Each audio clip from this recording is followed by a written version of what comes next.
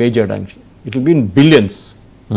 So ఒక accident జరిగితే we will run the plant. So government ఏమంటున్నారంటే మీరు టెక్నికల్ టైఅప్కి వెళ్ళండి, రిలయబుల్ పార్ట్నర్ తీసుకురండి. యూఎస్ కూడా ఉండొచ్చు, వెస్టింగ్ హౌస్ ఉండొచ్చు, ఫ్రాన్స్ ఉండొచ్చు, it can be Russia also. So మనం ఒక పెద్ద న్యూక్లియర్ రియాక్టర్స్ నుంచి ఇప్పుడు మనది I think the total nuclear capacity మన కంట్రీలో టోటల్ ప్రొడక్షన్ 4% ఎంత ఉంది. అంత 100 యూనిట్లు ప్రొడ్యూస్ చేస్తున్నా అంటే కంట్రీలో టోటల్ హైడల్ మన కోల్ అన్ని పక్కన పెడితే మన దీన్ని న్యూక్లియర్ ఓన్లీ 4%. అవి 96%, ఇది 4%. విండ్ ఉంది, అదంతా ఉంది. కానీ ఇప్పుడు దాన్ని పెంచాల్సి వస్తుంది, ఎందుకంటే మనం గ్రీన్ హౌస్ గ్యాసెస్ గురించి ఒక అగ్రిమెంట్ సైన్ చేస్తాం మనం, that will cut to carbon neutral అని చెప్పి బై 2070 ఆర్ సంథింగ్ లైక్. అది చేయాలంటే మన కోల్ మీద మన దగ్గర ఉన్న ఏం చెప్తారు ఎంఫసిస్, కోల్ ప్లాంట్స్ని మనం తగ్గించేసేయాల్సి. మన దగ్గర రామగుండం కానీ కొత్తగూడెం కానీ ఇట్లాంటిది చాలా మటుకు థర్మల్ ప్లాంట్స్ మనం క్లోజ్ చేయాల్సి వస్తుంది. ఇప్పుడు కాదు, ఒక 20-30 సంవత్సరాలు దాని లైఫ్ అయిపోయినప్పుడు you can close it. But close చేస్తే మళ్ళీ పవర్ ఎక్కడి నుంచి? And uranium is one such power, nuclear is one such power. అది ఇన్ఎగ్జాస్టిబుల్ ఉంది, అది ఇన్ఎగ్జాస్టిబుల్ అండ్ రిలేటివ్లీ సేఫ్. ఇప్పుడు మీరు థర్మల్ ప్లాంట్స్ గురించి చెప్తారు కదా, థర్మల్ ప్లాంట్స్ అన్నిటికంటే ప్రాబ్లం ఏంటంటే పొల్యూషన్. చుట్టుపక్కల ఉన్నది అంతా పొల్యూట్ చేస్తారు వాళ్ళు. బట్ అటామిక్ రియాక్టర్స్ దీనికి చేస్తే అదే అక్కడ మీకు సేఫ్ టెక్నాలజీ. ఇప్పుడు లోకంలో యుఎస్ చూడండి, ఫ్రాన్స్ చూడండి, they are all running on nuclear reactors. No problem at all. ఉంది అక్కడిక్కడ చిన్న చిన్న యాక్సిడెంట్ జరిగింది, మేము చెప్పినట్టు ఫుకుషిమా జరిగింది, చెర్నోబిల్ జరిగింది. కానీ ఫుకుషిమా ఎంత బాగా మేనేజ్ చేశారంటే, ఫుకుషిమా నుంచి 5 కిలోమీటర్ల దూరంలో ఇంకో న్యూక్లియర్ ప్లాంట్ ఉండే. ఈ యాక్సిడెంట్ జరిగినప్పుడు ఇక్కడున్న మనుషులందరూ అక్కడికి వెళ్ళారు, ఆ ప్లాంట్ దగ్గరికి వెళ్ళారు. అక్కడ ఫెసిలిటీ ఉందన్నమాట, కొంచెం సేఫ్ జోన్ లాగా. అక్కడికి వెళ్ళారు అంటే అంత ఇంపాక్ట్ కూడా జరగలేదు. They were just contain within the reactor. Marine life కూడా ఎక్కువ ఇంపాక్ట్ కాలేదు, ఎందుకంటే ఈ అన్ని న్యూక్లియర్ పవర్ ప్లాంట్స్ సీ దగ్గర ఉంటుంది. ఎందుకంటే వీళ్ళకి నీళ్ళు కావాల్సి వస్తుంది. కల్పాకం కానీ మీరు చూడండి, ఇటువైపు కూడంగూడెం కానీ ఒక పెద్ద రివర్ దగ్గర లేకుంటే పెద్ద ఒక మోస్ట్లీ ఓషన్ దగ్గర పెట్టుకోవాలి. సో ఇప్పుడు కైగా కానీ కర్ణాటక, సో అన్ని రివర్స్ పక్కన ఉంటుంది. ఎందుకంటే వాళ్ళకి నీళ్ళు coolant, they have to cool the water down, nuclear reactor down అనమాట. అది పెద్ద టెక్నాలజీ అది. సో ఇది ఇట్లా జరుగుతున్నప్పుడు గవర్నమెంట్ ఆఫ్ ఇండియా కొత్త చట్టం తీసుకొచ్చారంటే, ఇప్పుడు ఒకటి ప్రైవేట్ సెక్టర్ ఇన్వాల్వ్ చేయడం, రెండోది చిన్న ప్లాంట్స్ తయారు చేద్దాం. You don't need massive power plant. For example ఇప్పుడు నాయుడు గారు విశాఖపట్నంలో డేటా సెంటర్ సెటప్ చేయమని ఐ థింక్ గూగుల్తో సైన్ చేసుకున్నారు అగ్రిమెంట్. గూగుల్ అనుకుంటాను.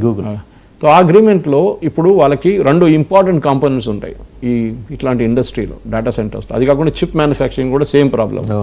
హ్యూజ్ పవర్ సప్లై కావాల్సి వస్తుంది. Reliable 100% non tripping power supply. ఒక్క సెకండ్ కూడా పవర్ పోకూడదు, మొత్తం డ్యామేజ్ అవుతుంది ప్రాసెస్ అనమాట. చిప్ ప్రొడక్షన్ ఉండండి, ఏదైనా ఉండి మీరు జనరేటర్ స్టార్ట్ చేసేదాకా డ్యామేజ్ ఇస్ డన్. అది మన దగ్గర ఉన్న ఇప్పుడున్న ఎగ్జిస్టింగ్ డిస్ట్రిబ్యూషన్ కంపెనీస్ అష్యూర్ చేయలేరు. వెళ్తుంది సార్, ఒక సెకండ్కి వెళ్ళి మళ్ళీ వచ్చేస్తుంది అంటాడు. ఆ సెకండ్ చాలు డ్యామేజ్ ఉంటుంది. ట్రాన్స్మిషన్ లాసెస్ చాలా ఎక్కువ ఉంటాయి.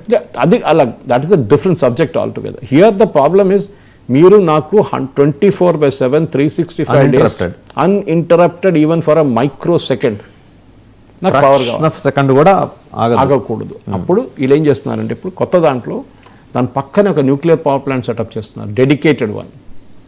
అది 24/7 365 days పవర్ చేసి వీళ్ళకి పవర్ సప్లై చేస్తారు.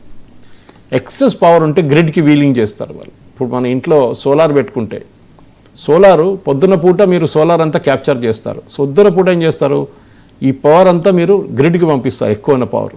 రాత్రి పూట గ్రిడ్ నుంచి గుంజుకుంటారు పవర్, ఎందుకంటే రాత్రిపూట సోలార్ ఎక్కువ, ఆ బ్యాటరీలో ఉన్న పవరే పనిచేస్తుంది కదా. So you have to draw it back from the grid అనమాట. సో దానికి ఒక రేట్ పెడతారు వాళ్ళు. అక్కడ ఉన్నప్పుడు కేరళలో చాలా పెద్ద కాంట్రవర్సీ అది. వాళ్ళు చాలా ఎక్కువ ఛార్జ్ చేస్తున్నారు. గ్రిడ్ నుంచి తీసుకున్నప్పుడు గ్రిడ్కి ఇచ్చేటప్పుడు తక్కువ ఇస్తున్నారు rate. Consumer is at a loss అక్కడ. కానీ ఈ న్యూక్లియర్ పవర్ ప్లాంట్ సెటప్ చేయడానికి రష్యా దగ్గర టెక్నాలజీ ఉంది. ఇది ఎట్లా ఉంటుందంటే వాధవన్ గారు, ఒకటి ల్యాండ్ బేస్డ్ ఉండొచ్చు. మీరు ఒక లారీలో పెద్ద కంటైనర్ లారీ చూస్తుంటారు కదా, దాంట్లో 3 రియాక్టర్ పెట్టవచ్చు, చిన్నది. ఓకే, ఒక 20-30 ఫీట్ విడ్త్లో. అది 24 wheel it will be there. Suppose మీకు అక్కడ ఉండాలి, అక్కడ తీసుకెళ్ళచ్చు, ఇక్కడ ఉండాలి, ఇక్కడ తీసుకెళ్ళచ్చు. It can be mobile, it can also be stationary కూడా ఉండొచ్చు, మొబైల్ ఉండొచ్చు. మూడవది, it can be on sea. Okay, మీరు సీలో పెట్టుకొని నీళ్ళు కూడా దానికోసం అక్కడి నుంచి గుంజుకొని మీరు సీలో పెట్టేసి ఏమైనా ప్రాబ్లం ఉంటే కూడా అక్కడే ప్రాబ్లం ఉంటుంది, ల్యాండ్కి రాదు ఎక్కువ. ఇది ఏమైనా కంటామినేషన్ జరిగినప్పుడు అన్లైక్లీ, టచ్ వుడ్ కాకూడదు, అయితే కూడా ప్రాబ్లం ఉండదు. వాళ్ళు అక్కడి నుంచి లైన్ వేసేసి మీకు పవర్ సప్లై ఇచ్చేస్తారు near the sea. So this is another way. ఈ మూడింటికి ఆప్షన్స్ ఇప్పుడు చాలా కంపెనీస్ ఇండియాకి వచ్చి పిచ్ చేస్తున్నారు. వెస్టింగ్ హౌస్ వచ్చారు యూఎస్ నుంచి, ఫ్రెంచ్ కంపెనీస్ వస్తున్నారు. వీళ్ళేమంటున్నారు, మీకు ఎంత కావాలి, 500 కావాలన్న యూనిట్స్ మేము ఇస్తాం, 300 యూనిట్స్ కావాలన్నా ఇట్లాంటిది మేము ఇస్తాం, 10 కావాలన్నా మీకు ఇచ్చేస్తాం స్టేట్ గవర్నమెంట్కి. So they are signing agreements now. ఒక్కటే ఎక్కడ స్టక్ అయిపోయిందంటే లయబిలిటీ క్లాస్ దగ్గర స్టక్ అయిపోయింది. ఇంకొక decision తీసుకోలేకపోతున్నారు government.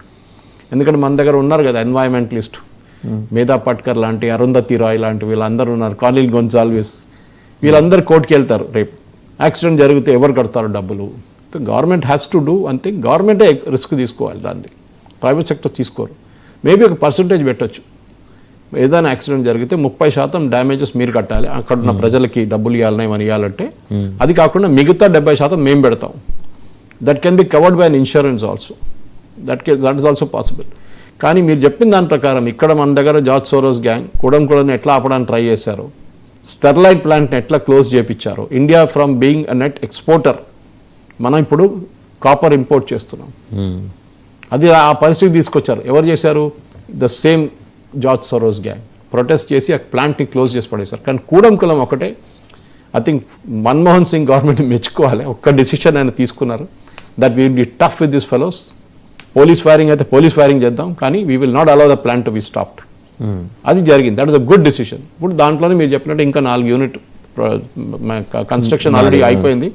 It will start and critical కావాల్సి వస్తుంది. క్రిటికల్ అయిన తర్వాత ఆపరేషనల్ అరేంజ్మెంట్స్ అన్ని రష్యా చూసుకుంటారు. రష్యా దగ్గర టెక్నాలజీ చూసుకుంటారు, కన్స్ట్రక్షన్ మనం చూసుకుంటాం, దాని తర్వాత నడిపించడం కూడా వాళ్ళు ఉంటారు, దాని తర్వాత వాళ్ళు వెళ్ళిపోతారు, మనం నడిపించుకుంటాం. అది Russia wants to get involved in big time in Indian power projects. ఇప్పుడు ఇంకోటి sir, reciprocal exchange of logistics support గురించి మాట్లాడుకున్నాం కదా, దానిలో భాగంగా మనం వీ కెన్ ఎక్స్చేంజ్ మనకున్న డిఫెన్స్ ఫోర్సెస్ని వాళ్ళకి పంపించడం, వాళ్ళకి మనం ఉపయోగించుకోవటం, అండ్ వాళ్ళ ఫెసిలిటీస్ని మనం తీసుకోవటం, మనం వాళ్ళకి ఫెసిలిటీస్ ఇవ్వటం, ఇవన్నీ చేయటం. దీనికైతే అమెరికాకి అబ్జెక్షన్ ఉండకపోవచ్చు కదా, మళ్ళీ దాని మీద కూడా కాస్త పెట్టరు. ఎందుకంటే we are not doing a deal, military deal కదా.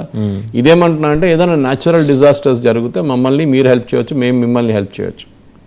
రెండవది, మీ షిప్పులు తిరుగుతున్నాయి ఇండియన్ ఓషన్లో, ఒక ప్రాబ్లం వచ్చింది, దానికి రీఫ్యూయలింగ్ చేయాలి. మీరు రష్యా దాకా వెళ్ళలేరు కదా రీఫ్యూయలింగ్కి, మళ్ళీ ఒక 20 రోజులు పడుతుంది, అక్కడ దాకా షిప్ కూడా వెళ్ళదు, ఫ్యూయల్ అయిపోతుంది.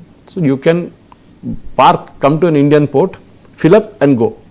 ఫుడ్ కూడా మీరు మొత్తం మీరు రెప్లెనిష్ చేసుకోవచ్చు. So that is an advantage. So భారతదేశానికి బిజినెస్ వస్తుంది, మనకి మన ఫ్యూయల్ కంపెనీస్ కానీ, మన హోటల్స్ కానీ, మన దగ్గర కూరగాయలు అమ్మే అందరికి బిజినెస్ వస్తుంది. Especially this is very important case of submarines and aircraft carriers, even frigates కూడా. సో వాళ్ళు మన దగ్గర చెన్నై కానివ్వండి, ట్రివాండ్రం కానివ్వండి, విశాఖపట్నం ఉండొచ్చు, ఇటువైపు కార్వార్ వైపు ఉండొచ్చు, మ్యాంగ్లూర్ ఉండొచ్చు, ఇక్కడ వచ్చి they can berth, fill up, repair and then go. పెద్ద రిపేర్ అయితే బ్యాక్ బెంగాల్ హిందూ అదే ఇండియన్ ఓషన్ అండ్ ఇటువైపు సబ్మెరీన్ రిపేర్ అంటే విశాఖపట్నం పంపించాల్సింది, మీరు ఎక్కడ చేయలేరు అది. ఇటువైపు మీరు మేజర్ ప్రాబ్లమ్స్ ఉంటే కొచ్చిన్ షిప్ యార్డ్కి వెళ్ళొచ్చు, ఎయిర్క్రాఫ్ట్ క్యారియర్, ఫ్రిగేట్స్ ఉంటాయి. అది కాకుండా ఇంకా ప్రాబ్లమ్స్ ఉంటే, మీ ఇంకేమైనా ఉంటే ఎక్స్ట్రా ప్రాబ్లమ్స్, మీరు కొట్టు మ్యాజగాన్ డాక్ బొంబాయి దగ్గర. సో చాలా ప్లేసెస్ ఉన్నాయి. మనకు కూడా మంచిదే కదా ఒక షిప్ రిపేర్ చేయడం అంటే.